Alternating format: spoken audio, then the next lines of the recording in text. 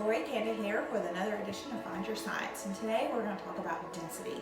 How cool is this that you can see all the different layers of density? We have all different types of liquids, and I don't know if you know it, but they all have different densities. And density is how thick it is. You can also do this with this experiment with a little bit of just different sugar-water ratios and food coloring. But I wanted to have some fun with it and got a couple of things from my kitchen in my house.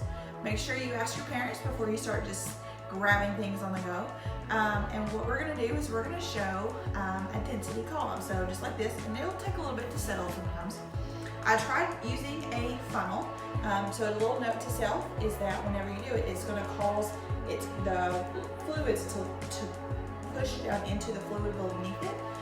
And that a lot of times causes it to mix up. And we're really wanting to keep the separate layers. So we're really not wanting to mix it up.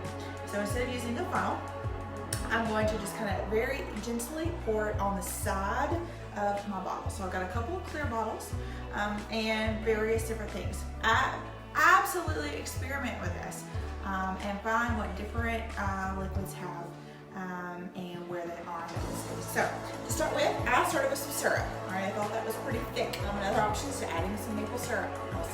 This is an empty bottle. I'm out of maple syrup, so I didn't have anything to put that in there. So I did use some corn syrup.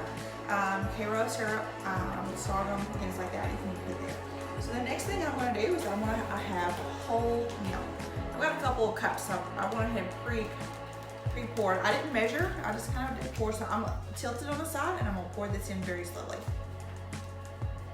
I'm doing my best not to mix it up, so I'm trying to keep those separate layers.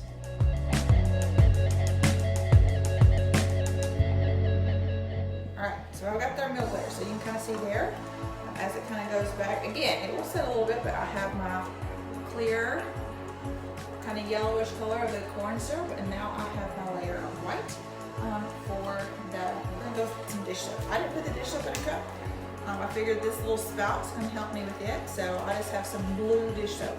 A couple of things that they are similar in color, so you can use food coloring to kind of keep the different layers visually different, so you have some bubble.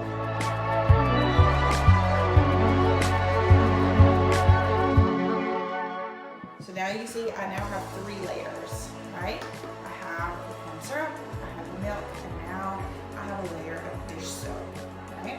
So now I'm gonna pour a little bit of water. So now this is where it's gonna get a little bit tricky because dish soap dissolves in water, right? So you're gonna have to make it really tricky, but you go real slowly. Again, this is one I just got a couple of drops of food coloring, colored it so that way we can see the layers really well. Be super careful.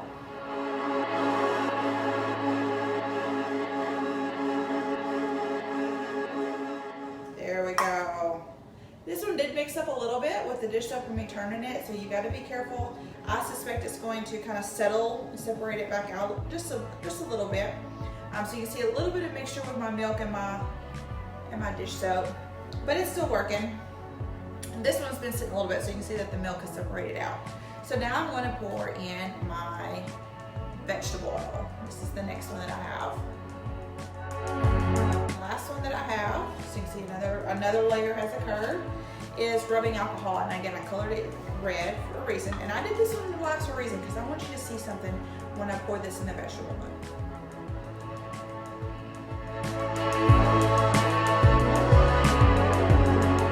want you to see that it went in here in between the vegetable oil and the water. So you can kind of see where the rubbing alcohol sits. And so even though you may do them in a little bit different order, as long as they don't mix together, I've got a little bit of mixing here, as long as they don't mix together, you can see those distinct layers.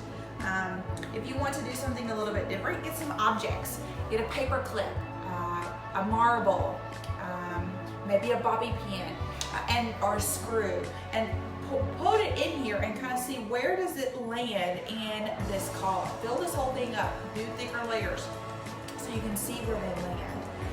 And that will kind of help you to see how dense actual solid objects are in comparison to liquid objects. So I encourage you to try this at home and find your science.